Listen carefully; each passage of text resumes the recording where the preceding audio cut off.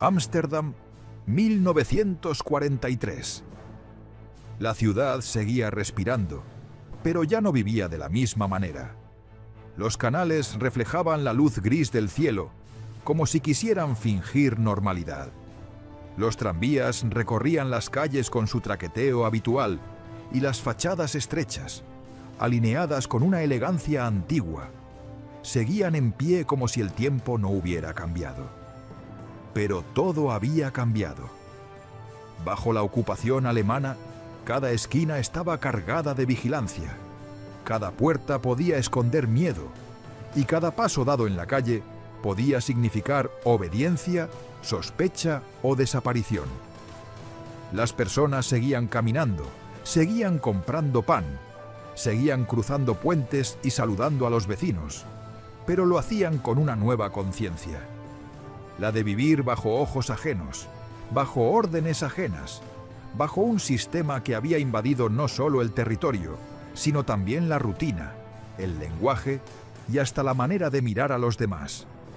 Frente al antiguo teatro Hollandsche Schouwburg, convertido por los ocupantes en un lugar de Mittelerde Mann, concentración para judíos antes de la deportación, familias enteras eran arrancadas de su vida en cuestión de horas. Lo que un día había sido un espacio de cultura y reunión, ahora era una antesala del desarraigo. Allí, los adultos eran retenidos, clasificados y vigilados. Al otro lado de la calle, los niños pequeños eran separados de ellos y llevados a una guardería. Una crèche que parecía un edificio cualquiera, discreto, incluso inofensivo, pero que se convertiría en uno de los lugares más improbables y más valientes de la resistencia silenciosa. Desde fuera, nadie habría imaginado lo que estaba ocurriendo allí. No había barricadas, no había armas, no había discursos heroicos ni grandes símbolos de rebelión.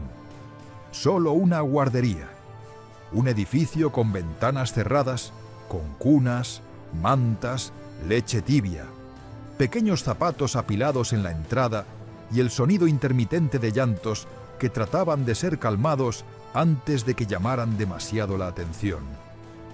Pero en tiempos de guerra, incluso los lugares destinados al cuidado podían convertirse en fronteras invisibles entre la vida y la muerte.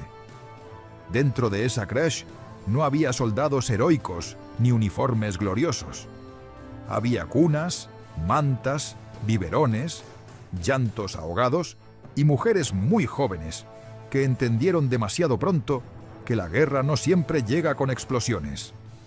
A veces llega con papeles, listas, puertas cerradas y una calle que divide a un hijo de su madre. Entre esas jóvenes estaban Sienny Kattenburg, Betty Outkirk y Susie Glasser. No eran comandantes ni figuras conocidas. No daban órdenes desde una oficina ni aparecían en carteles de propaganda. Eran cuidadoras, muchachas casi invisibles a los ojos de los ocupantes, y precisamente por eso peligrosamente eficaces. Su labor comenzaba donde terminaba la lógica del enemigo. Si los nazis habían convertido el registro en un arma, ellas transformarían la rutina en un acto de sabotaje. Si los guardias vigilaban la puerta, ellas convertirían el movimiento cotidiano en una ruta de escape. Si el sistema esperaba niños obedientes, quietos, contados y catalogados, ellas empezarían a construir un sistema para hacerlos desaparecer.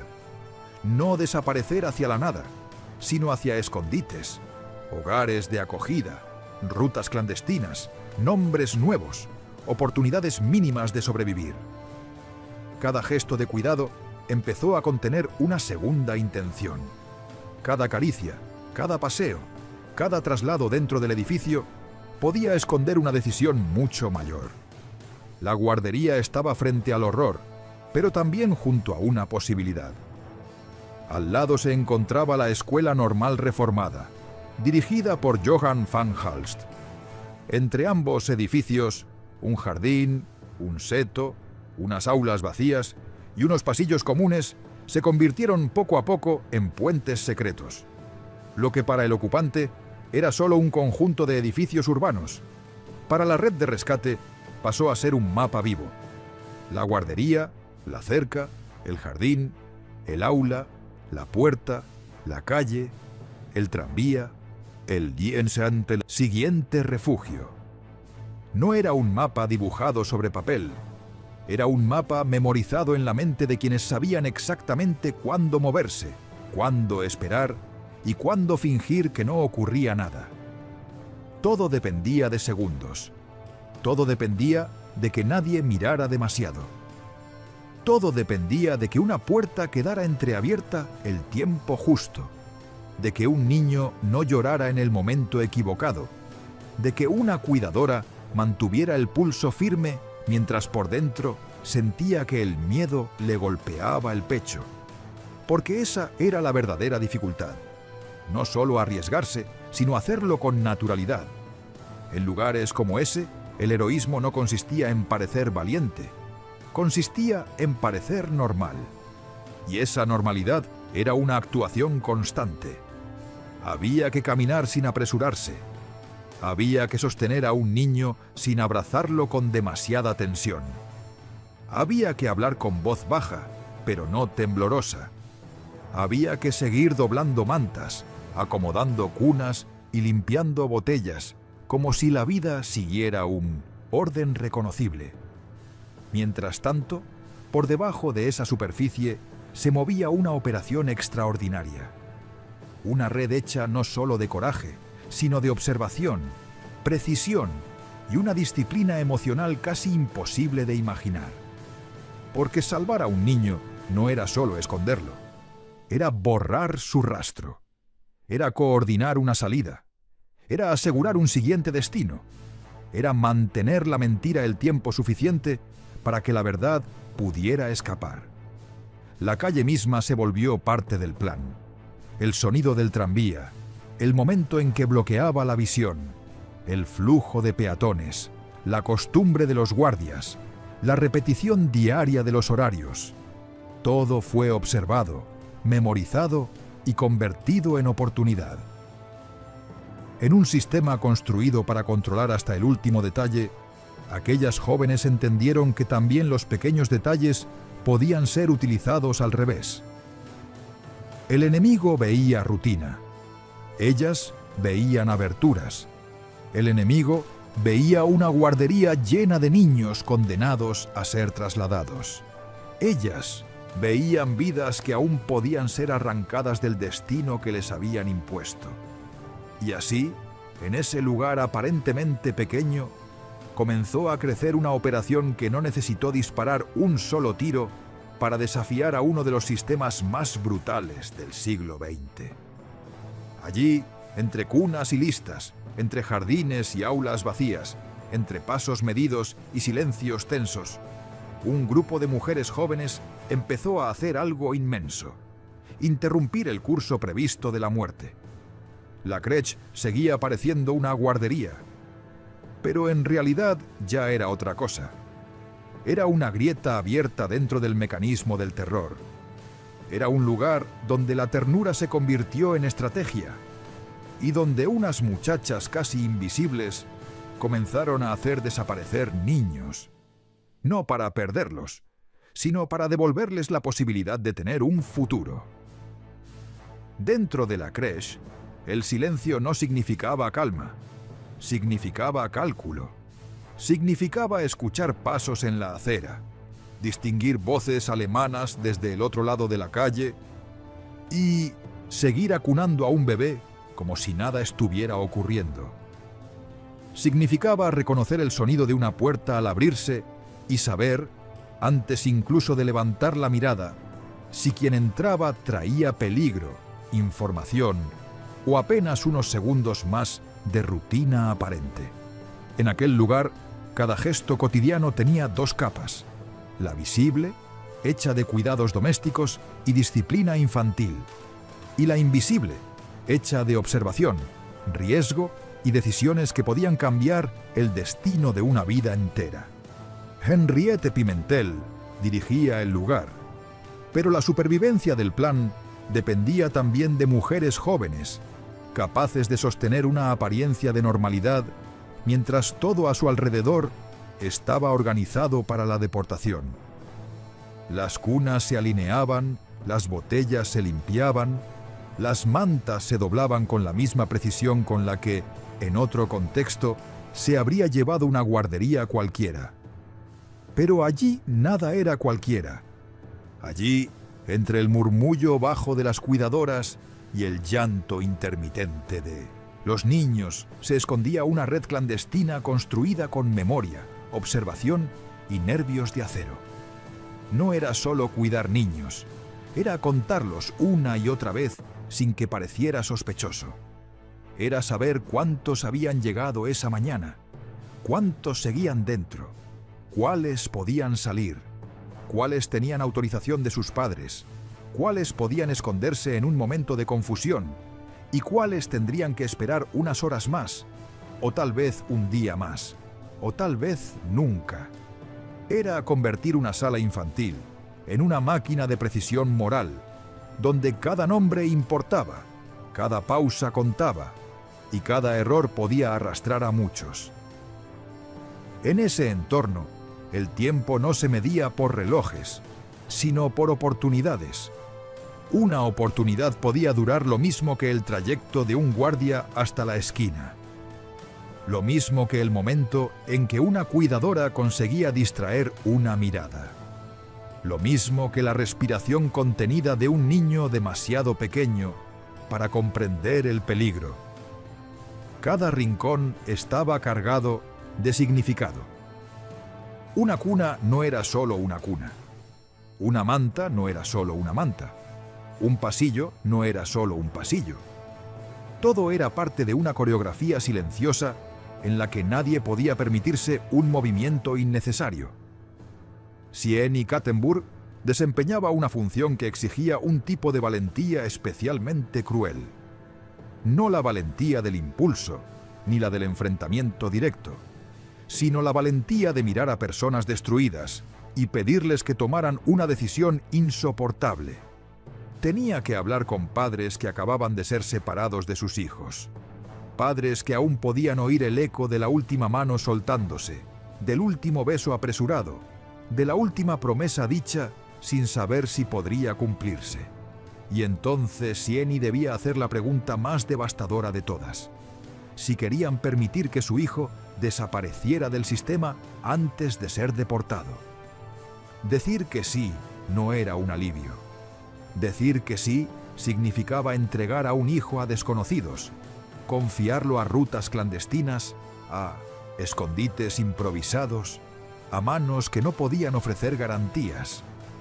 Significaba aceptar la posibilidad de no volver a verlo jamás, pero hacerlo con la esperanza feroz de que siguiera vivo en alguna parte. Decir que no tampoco era un consuelo. Decir que no era permanecer juntos dentro de una maquinaria que avanzaba con una lógica cada vez más cerrada, más fría, más irreversible. Sieni volvía una y otra vez con esa carga. Escuchaba respuestas quebradas, silencios demasiado largos, miradas que buscaban certezas donde no podía haberlas. Algunos padres se negaban al principio. Era natural. ¿Quién entrega a su hijo sin saber a dónde irá? ¿Con quién dormirá? ¿Bajo qué nombre crecerá? Pero algunos, después de llorar, de callar, de mirar al suelo o al vacío, aceptaban. Y en ese instante algo se abría. La crèche dejaba de ser solo una antesala del transporte. Se convertía en una fisura dentro del sistema nazi. Luego venía la otra mitad del milagro: hacer desaparecer a un pastintenas niño también en los papeles. Porque un niño escondido físicamente, pero todavía presente en los registros, seguía estando en peligro. Los nazis confiaban en listas, cifras, formularios, tarjetas, sellos. Su violencia no solo estaba en los uniformes, sino también en la burocracia. Por eso, alterar un registro podía ser tan decisivo como abrir una puerta. Sieni, Henriette Pimentel y Walter Susskind comprendieron que la lucha también se libraba sobre el papel. un nombre retirado a tiempo, un número escrito de forma ambigua, un traslado no anotado, una ausencia explicada con la suficiente calma como para no levantar sospechas. Eran modificaciones pequeñas, casi insignificantes para quien no supiera mirar, pero en realidad eran brechas. Brechas por donde un niño podía salirse del mecanismo que quería tragarlo. Y mientras esa batalla secreta se desarrollaba entre listas y decisiones imposibles, Susie Glasser y otras cuidadoras seguían haciendo aquello que parecía más inocente del mundo. Mecían cunas, caminaban por los pasillos, preparaban biberones, consolaban a los niños con una voz suave, con una mano en la frente, con una paciencia que tenía que parecer completamente natural. Pero debajo de esa normalidad había una disciplina extraordinaria. Ellas sabían que no bastaba con ser valientes. Había que parecer tranquilas. Había que fingir que el corazón no se aceleraba cuando alguien golpeaba una puerta con demasiada fuerza. Había que seguir doblando una manta mientras la mente calculaba rutas, tiempos, miradas, riesgos. Había que ocultar el miedo debajo de una rutina tan convincente que el enemigo, durante demasiado tiempo, no comprendió del todo lo que estaba ocurriendo delante de sus propios ojos. Ese era el verdadero genio de la operación: usar la apariencia de fragilidad como cobertura. Los ocupantes no esperaban resistencia en una guardería. No esperaban desafío entre biberones y mantas infantiles. No esperaban que mujeres, jóvenes, casi invisibles para su lógica de poder, fueran capaces de organizar una red tan delicada y tan precisa. Y precisamente por eso, durante un tiempo, funcionó. Dentro de la crèche, cada día era una batalla librada sin ruido. No con disparos, sino con memoria. No con uniformes, sino con discreción. No con grandes gestos, sino con decisiones diminutas que requerían una fuerza inmensa.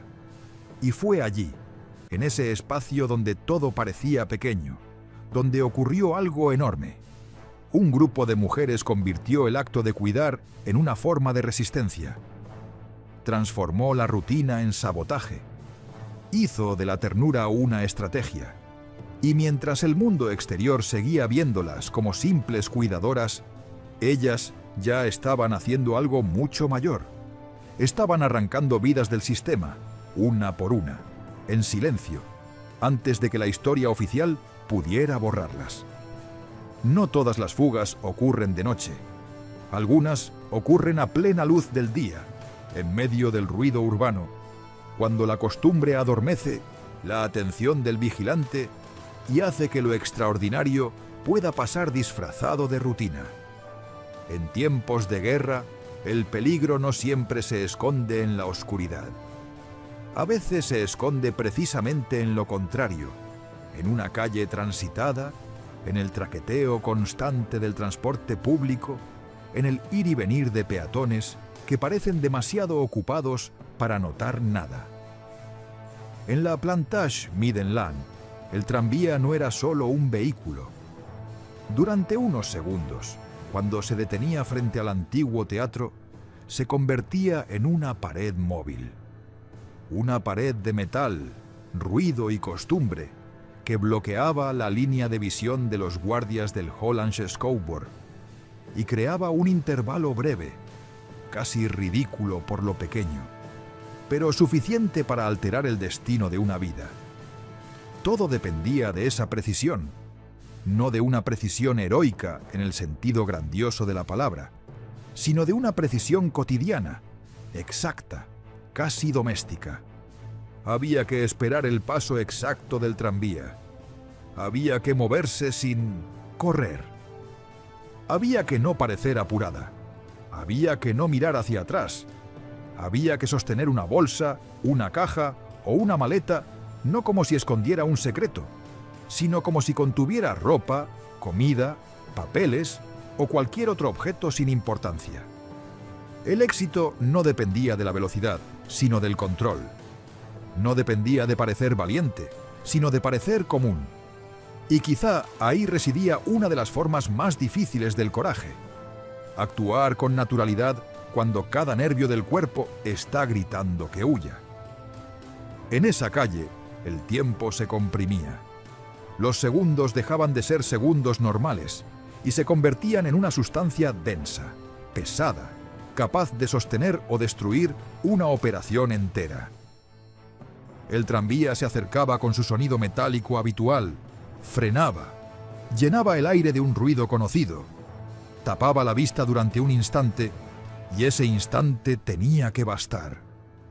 Nadie podía dudar.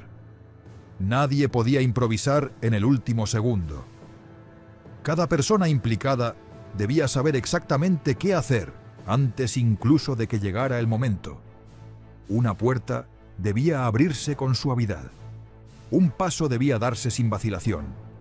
Una mirada debía confirmar que la ruta seguía limpia. Todo era mínimo. Todo era decisivo. A veces los niños salían por el jardín hacia la escuela vecina. Cruzaban un espacio que, en otro contexto, habría parecido irrelevante: una franja de verde, un paso lateral, un aula vacía. Pero allí, entre esos edificios, el espacio urbano había dejado de ser solo arquitectura. Se había convertido en una red viva. La escuela no era ya solo una institución educativa, era un corredor de transición, un lugar donde un niño podía pasar de ser parte visible del sistema de deportación a convertirse en una presencia oculta, en alguien temporalmente fuera del alcance inmediato del registro y de la vigilancia. Había que cruzar rápido, pero no demasiado rápido. Había que esperar en silencio, pero no en un silencio cargado de tensión visible. Había que confiar en que el siguiente adulto sabría exactamente cuándo moverlo otra vez. Otras veces, los niños salían por la puerta principal, directamente, escondidos en objetos demasiado comunes para llamar la atención. Una maleta, una caja con agujeros, una bolsa de viaje, una cesta de lavandería, incluso un cubo de basura vacío. La brutalidad de esa imagen es precisamente lo que la vuelve inolvidable. Una vida humana dependiendo de la apariencia trivial de un objeto cotidiano. Pero esa era la lógica de la operación. Lo que parecía ordinario era lo que mejor podía atravesar un espacio vigilado. Lo excepcional llamaba la atención. Lo normal pasaba. Por eso no había una sola ruta, porque un solo método era un método vulnerable. Había capas, variantes, ajustes, improvisación medida. La repetición excesiva podía volverse sospechosa. La diversidad, en cambio, mantenía viva la ilusión de que nada extraordinario estaba ocurriendo. Cada cuidadora aprendía a sostener dos pesos al mismo tiempo: el peso físico del niño y el peso invisible del pánico. Cargar a un bebé escondido no era solo una cuestión de fuerza, era una cuestión de respiración, postura, expresión, ritmo. Un cuerpo tenso podía delatarse. Una mano demasiado rígida podía traicionar el miedo. Una pausa fuera de lugar podía bastar para que una mirada sospechosa se clavara en el objeto equivocado. Por eso, cada movimiento debía ser ensayado en la mente antes de ejecutarse en la realidad. La guerra, en ese punto, se había vuelto una forma extrema de actuación. No una actuación teatral, exagerada o dramática, sino una actuación casi perfecta de normalidad. Y los colaboradores de la escuela tenían su propia carga. Debían mirar la calle, medir el tiempo, calcular el riesgo, entender si la puerta estaba limpia o si convenía retroceder. Retroceder también era parte del plan. Saber no actuar era tan importante como actuar.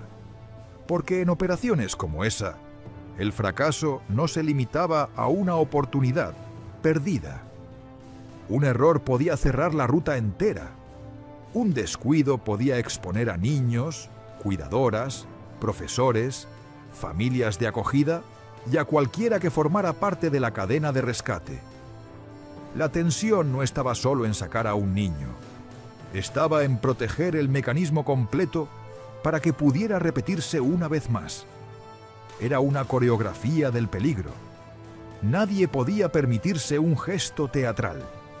La guerra allí no admitía dramatismo visible, premiaba la normalidad perfecta. Caminar con un bebé en brazos podía ser sospechoso. Caminar con una bolsa demasiado pesada también.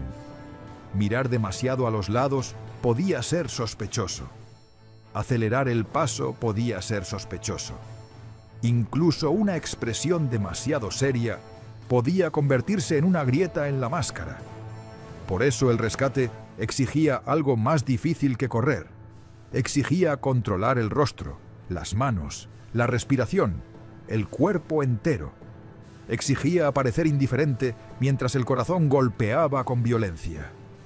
Exigía sonreír quizá en el momento exacto, o bajar la mirada sin excesiva prudencia, o seguir andando como si el mundo siguiera siendo un mundo lógico. En esa calle, los héroes no avanzaban al sonido de tambores ni bajo banderas.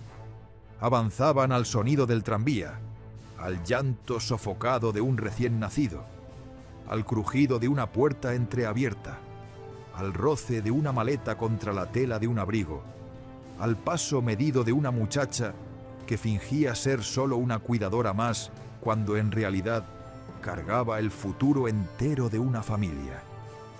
Nadie que la viera desde lejos habría entendido la magnitud de lo que estaba ocurriendo.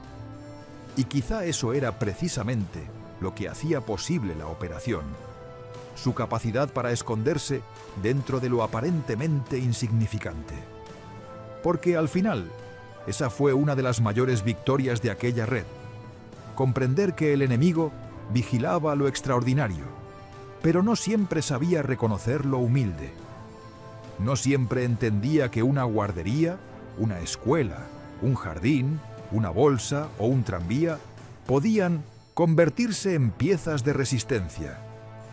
No siempre imaginaba que el trayecto más corto entre dos edificios podía ser más subversivo que un acto abierto de desafío.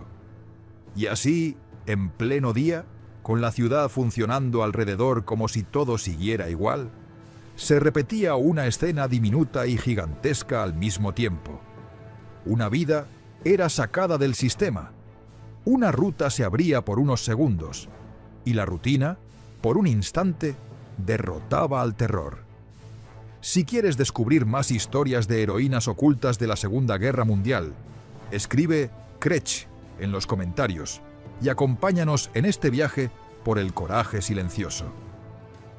Sieni Kattenburg no sostenía un arma, sostenía decisiones, y en tiempos como aquellos, a veces una decisión pesaba más que cualquier fusil. Su papel no siempre era visible, y precisamente por eso era esencial. Ella estaba allí donde una operación así podía romperse antes incluso de empezar. En el momento en que unos padres debían confiar a su hijo a una red clandestina, en el instante en que había que traducir la desesperación en una elección, y en la hora precisa en que un nombre debía desaparecer de un registro sin dejar rastro. No era el tipo de heroísmo que deja imágenes fáciles de recordar. No había uniformes, no había consignas, no había escenas de combate. Había algo más difícil de narrar y quizá por eso más difícil todavía de soportar: la obligación de mirar a la cara a personas que iban hacia lo desconocido y pedirles una fe imposible. Porque eso era lo que Sieni hacía una y otra vez. Se acercaba a padres quebrados por la separación, padres que aún estaban intentando comprender lo que acababa de suceder, y les planteaba una posibilidad que parecía al mismo tiempo absurda y necesaria. Si aceptaban, su hijo saldría de su vista y quedaría en manos de desconocidos. No sabrían a dónde iría primero. No sabrían quién lo escondería. No sabrían si volverían a oír su voz. Solo podrían aferrarse a una esperanza mínima, la de que sobreviviera. Y sin embargo, rechazar esa posibilidad tampoco ofrecía refugio. Rechazarla significaba permanecer dentro de una maquinaria que avanzaba con la exactitud de una sentencia. Sieni se movía dentro de ese espacio moral insoportable, donde no existían buenas opciones, solo opciones menos definitivas que otras. Ahí residía la dureza de su papel. No salvaba a través del espectáculo, salvaba a través del peso insoportable de convencer, escuchar, insistir y a veces callar frente a un dolor que no admitía consuelo. Después venía la otra mitad de su labor, convertir una ausencia física en una ausencia documental. Porque en aquel sistema, un niño no desaparecía de verdad mientras siguiera existiendo en las listas. Los nazis confiaban en el orden escrito, en el papel, en la contabilidad humana convertida en instrumento de control. Por eso, hacer que un niño saliera de la crèche era solo el comienzo. También había que borrar su rastro, en los registros, alterar la secuencia prevista, crear un hueco allí donde el sistema esperaba una continuidad perfecta.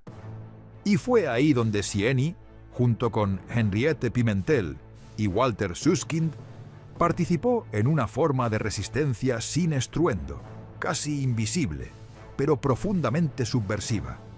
Transformar la burocracia en un campo de sabotaje. Un nombre retirado a tiempo, un número ambiguo, una anotación retrasada, una tarjeta mal encajada en el archivo correcto. Gestos mínimos sobre el papel que, sin embargo, podían abrir una posibilidad de vida.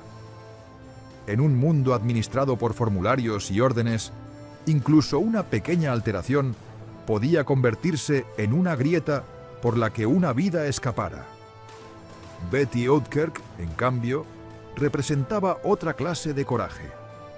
Si Sieni trabajaba en la zona donde el dolor debía convertirse en decisión, Betty encarnaba la audacia física del rescate, la parte más arriesgada del movimiento, el instante en que la teoría tenía que atravesar la calle y volverse realidad.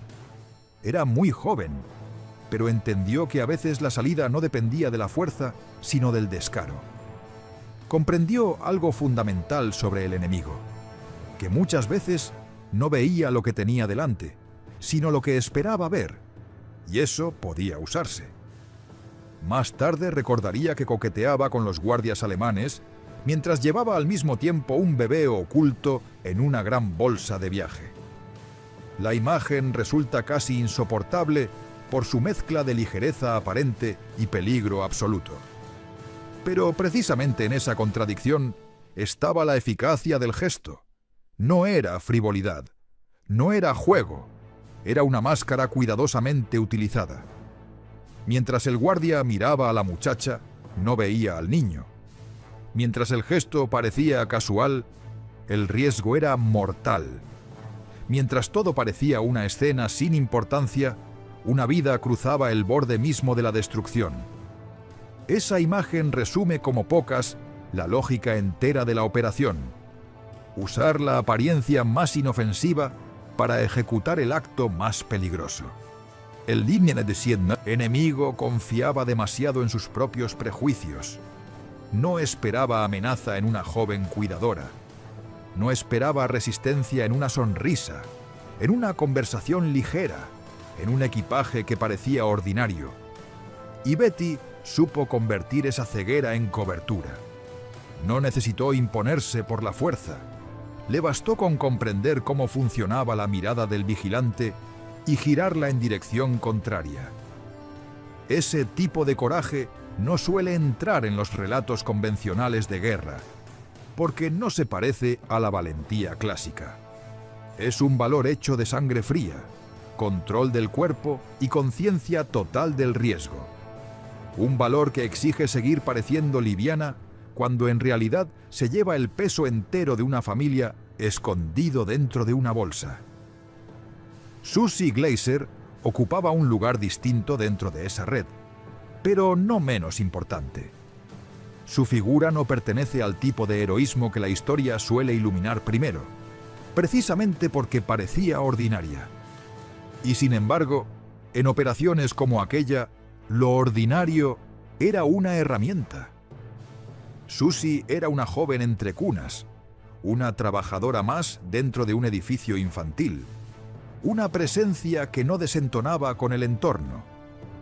Pero esa misma apariencia constituía parte del blindaje del plan. Las mujeres jóvenes eran subestimadas por el sistema de vigilancia, y esa subestimación abría huecos. Susie no necesitaba llamar la atención para sostener la operación.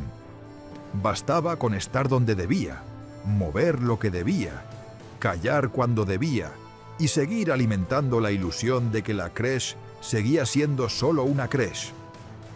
Esa fue, en muchos sentidos, una de las armas invisibles del rescate. La capacidad de hacer que todo pareciera seguir su curso normal, mientras, por debajo de la superficie, se alteraba el destino de los niños. Su labor era la de quienes sostienen el mecanismo para que los momentos decisivos sean posibles. Mientras otras figuras convencían a los padres, alteraban registros o cruzaban puertas con niños ocultos, alguien debía mantener viva la apariencia de rutina. Alguien tenía que doblar mantas, caminar entre pasillos, calmar llantos, ordenar cunas y ofrecer una normalidad suficiente para que el enemigo no percibiera demasiado pronto la verdad. Susie pertenecía a ese grupo de manos discretas sin las cuales el resto del plan habría quedado expuesto demasiado rápido. En una historia como esta, la invisibilidad no disminuye la importancia, la aumenta, porque había que ser lo bastante visible para no resultar sospechosa, pero lo bastante neutra para no dejar memoria inmediata en quien vigilaba. Y luego estaba Annie Lim, la estudiante joven de la escuela vecina. No pertenecía a un ejército ni a una estructura militar. Pertenecía a esa forma de coraje que nace cuando alguien comprende que lo impensable ya está ocurriendo, y que quedarse quieta también sería una forma de colaborar. Annie representa quizás uno de los símbolos más puros de esta historia: la transición de una vida cotidiana a una responsabilidad moral, repentina. Un testimonio sobreviviente recuerda que un bebé de apenas un mes fue sacado de la crèche dentro de un cubo de basura vacío, llevado por Annie a través de la escuela contigua. La escena parece demasiado simple para soportar todo lo que contiene. Un cubo, una estudiante, un bebé demasiado pequeño para entender el peligro, una calle ocupada, una ciudad que seguía funcionando mientras una vida entera avanzaba escondida entre objetos destinados al desperdicio. Pero precisamente ahí reside la dimensión moral más profunda de esta historia. El sistema nazi intentó reducir a esos niños a números, listas, unidades administrables dentro de una maquinaria de deportación. Quienes los salvaron respondieron con una lógica radicalmente opuesta. Devolvieron singularidad, urgencia y valor absoluto a cada vida. Convirtieron objetos comunes en herramientas de protección. Hicieron de una bolsa un refugio, de una maleta una frontera, de un cubo de basura una cápsula improbable de supervivencia. Y en ese gesto hay algo más que ingenio. Hay una respuesta moral completa. Si el sistema decía que aquellos niños podían ser tratados como carga desechable, la red clandestina respondía utilizando precisamente lo desechable para devolverles una oportunidad de futuro. Eso une a Sienny, Betty, Susie y Annie. Ninguna llevaba el heroísmo puesto de forma visible. Ninguna se parecía al retrato clásico de la resistencia épica. Y sin embargo, entre las cuatro dibujan un mapa entero del coraje. La que convence, la que oculta, la que sostiene la rutina y la que cruza el límite. La que trabaja con palabras imposibles. la que domina el cuerpo frente al peligro, la que protege el escenario y la que se atreve a mover una vida de un edificio a otro, con las manos temblando por dentro. Juntas demuestran que, a veces, la historia no avanza gracias a un gran acto de fuerza, sino gracias a una cadena de gestos mínimos, ejecutados con una precisión moral casi sobrehumana. Y en la crèche de Ámsterdam, esos gestos mínimos fueron suficientes para desafiar a un sistema entero, niño por niño, en silencio. Toda red clandestina vive bajo una cuenta regresiva, aunque nadie sepa exactamente cuándo terminará. Ese es quizá uno de los elementos más crueles de la resistencia silenciosa.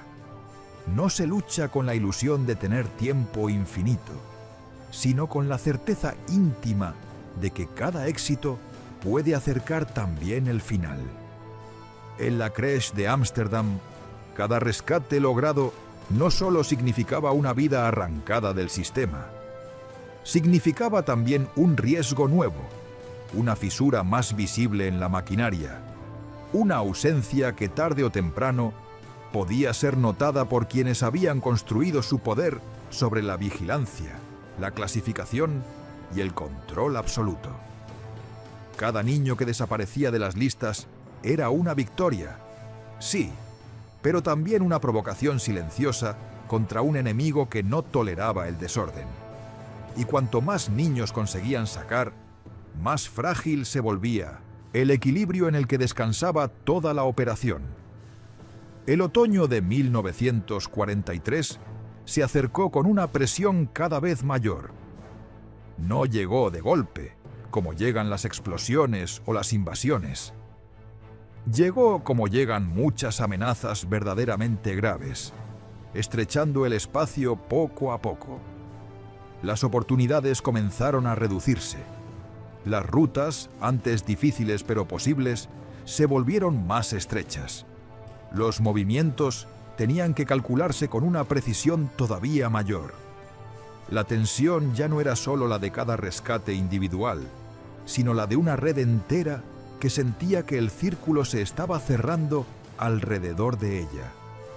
Había una sensación creciente, quizá imposible de verbalizar del todo, de que el enemigo terminaría por comprender demasiado, por mirar demasiado de cerca, por descubrir que en aquella guardería estaba ocurriendo algo que no debía ocurrir. Y cuando esa intuición aparece dentro de una red clandestina, todo cambia. Cada día comienza a sentirse no como una jornada más, sino como una posible última oportunidad. La historia lo confirmaría después con brutal claridad. La red fue breve. El 29 de septiembre de 1943, la crèche fue cerrada. Para entonces, Henriette Pimentel ya había sido deportada y asesinada. El hecho en sí tiene una dureza terrible, pero su peso narrativo va más allá del dato histórico, porque muestra algo esencial. Quienes organizaron aquellos rescates no trabajaban desde un lugar seguro. No estaban a salvo mientras salvaban. No actuaban con la distancia cómoda de quien ayuda y luego regresa a una vida protegida. Vivían dentro del mismo sistema de amenaza que intentaban sabotear.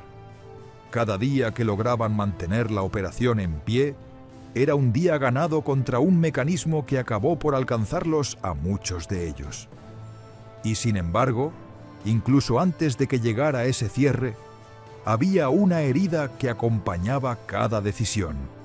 No se podía salvar a todos. Esa es, probablemente, la verdad más devastadora de esta historia.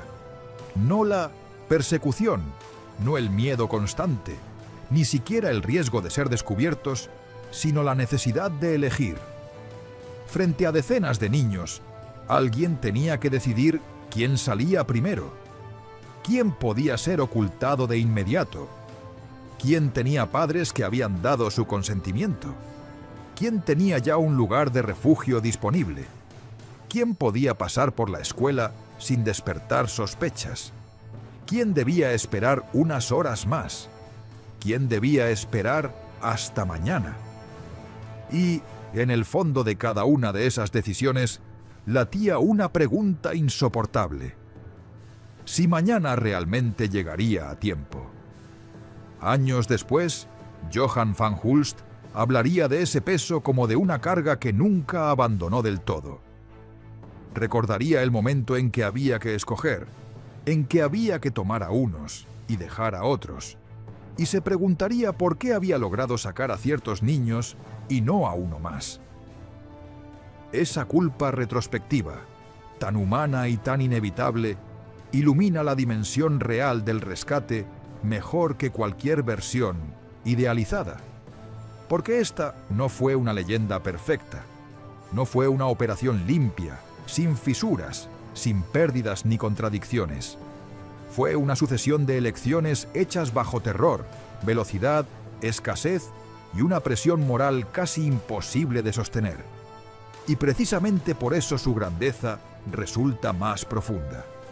No porque resolviera todo, sino porque actuó, incluso sabiendo que no podía resolverlo todo. Cada elección dejaba una marca invisible. No necesariamente una marca que pudiera verse desde fuera, pero sí una que debía quedarse dentro de quienes participaron. Porque rescatar a un niño significaba también mirar de reojo a otro que aún no podía salir.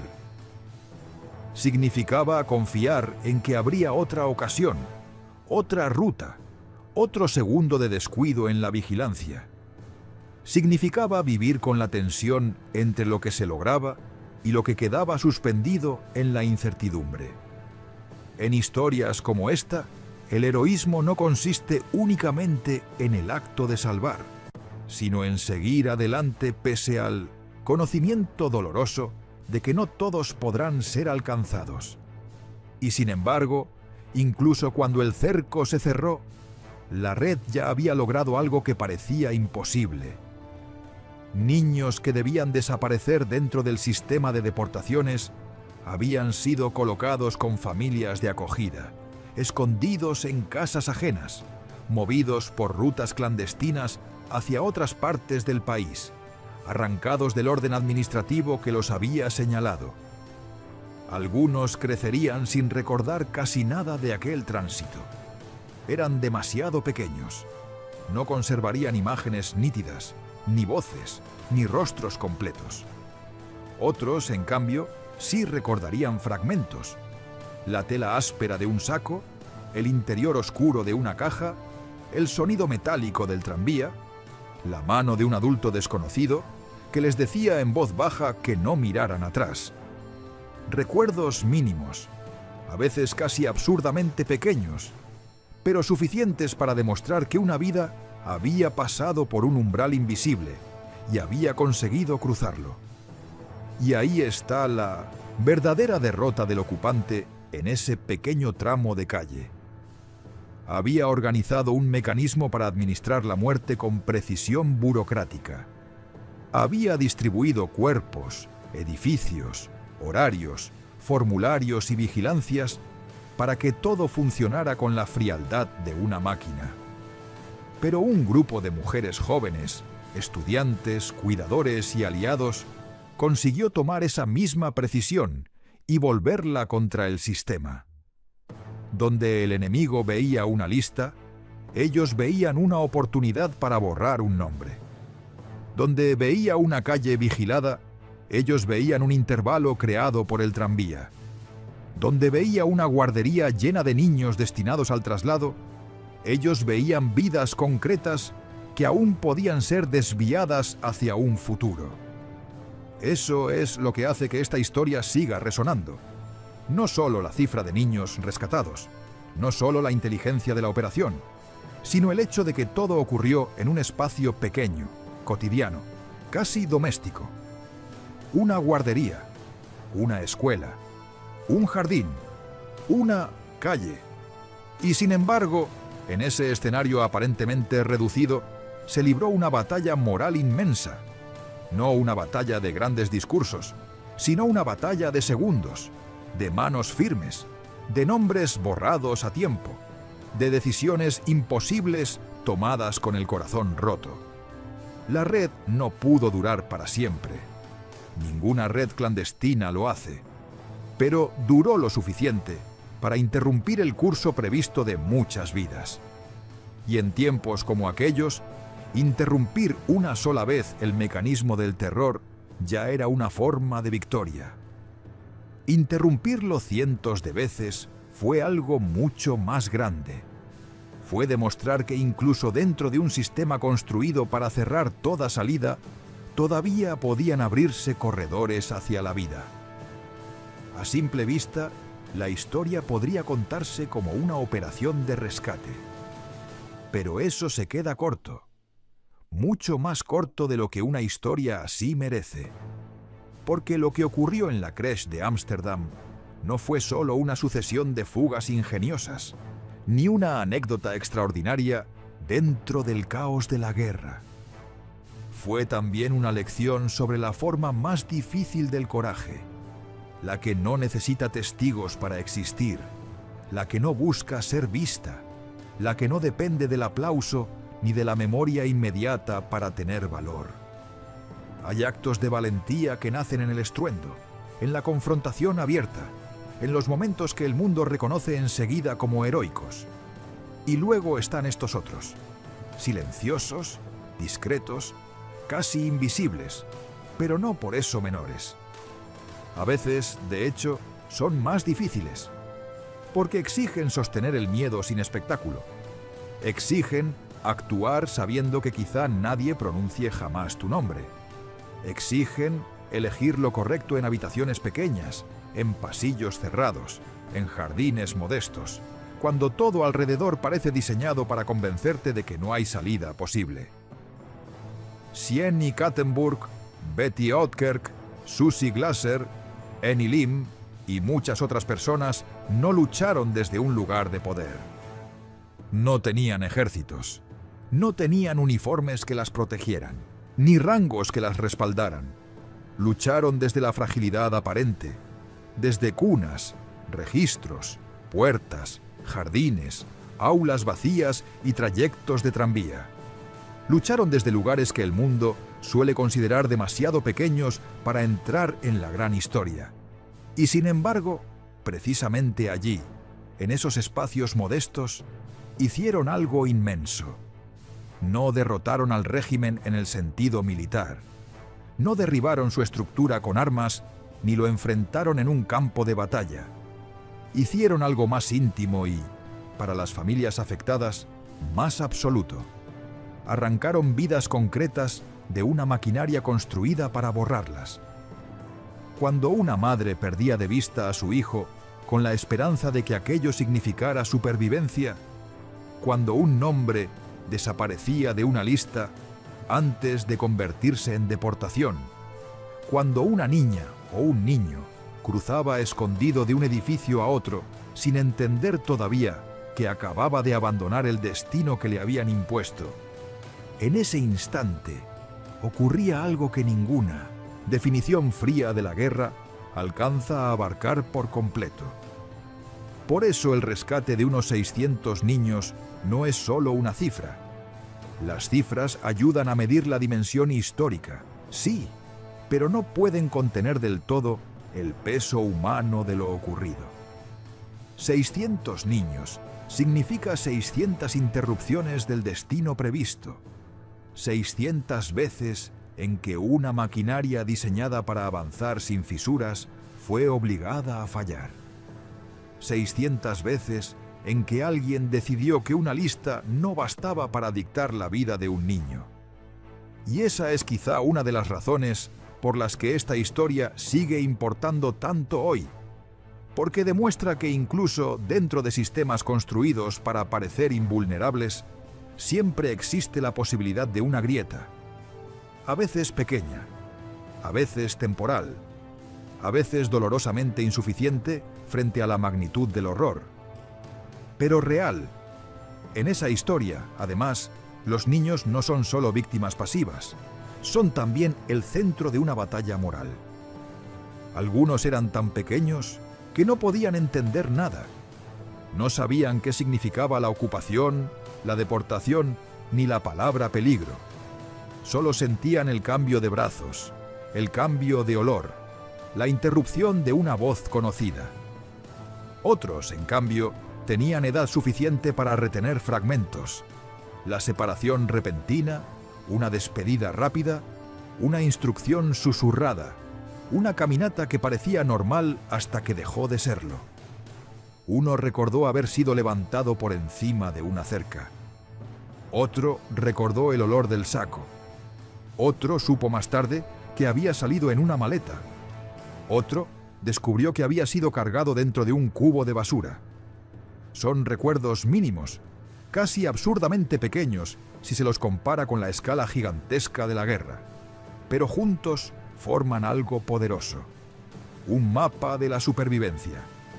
Un mapa hecho no de grandes fechas, sino de texturas, sonidos, trayectos breves y gestos que en su momento parecieron insignificantes y que, sin embargo, separaron la vida de la desaparición. Y al otro lado de ese mapa estaban esas jóvenes cuidadoras y colaboradoras que entendieron algo esencial. El miedo no desaparece, simplemente se disciplina. Esa quizás sea una de las definiciones más exactas de su valentía. No eran personas sin miedo, eran personas que siguieron moviéndose a pesar de él. Personas que aprendieron a ocultarlo dentro de la rutina, a doblarlo y guardarlo junto con mantas, a caminar con él sin dejar que se reflejara demasiado en el rostro, porque el miedo, en una operación así, nunca se iba. Estaba en la puerta, estaba en la calle, estaba en el llanto de un bebé en el momento equivocado, estaba en la posibilidad de que una mirada se demorara demasiado sobre una maleta, una bolsa o un pasillo escolar. Y aún así, siguieron. No porque se sintieran invulnerables, sino porque comprendieron que el miedo de los adultos no podía tener más peso que la necesidad de sacar a los niños del sistema. La grandeza de esta historia está precisamente en su escala humana. No sucede en un frente de batalla abierto ni en el estruendo de los tanques. No se desarrolla entre ruinas humeantes ni bajo la épica evidente de la guerra tal como suele imaginarse. Sucede en una calle, en una guardería, en un aula vacía y en manos que aparentaban rutina.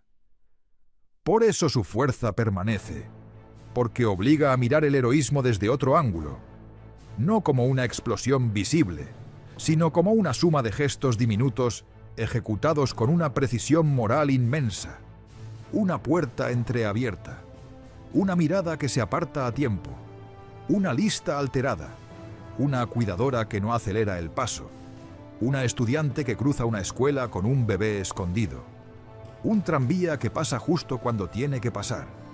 Pequeñas cosas, pequeñísimas incluso. Y sin embargo, en esta historia, esas pequeñas cosas fueron suficientes para derrotar, una y otra vez, la lógica del exterminio en su forma más fría.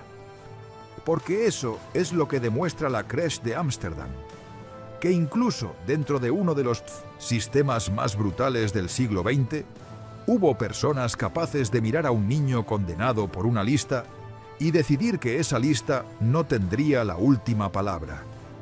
Y esa decisión, repetida decenas y decenas de veces, cambió la historia no del mundo entero, quizá, pero sí del mundo entero, para quienes sobrevivieron gracias a ella. La Crèche de Ámsterdam no fue solo un edificio infantil frente a un teatro ocupado. Fue un lugar donde el sigilo venció al registro, donde la ternura se volvió estrategia, y donde unas muchachas casi invisibles hicieron algo que la historia no debería volver a llamar pequeño. Interrumpieron el curso previsto de la muerte y lo cambiaron por una posibilidad de futuro. Y a veces, en medio de una época construida para destruir, no hay acto más grande que ese.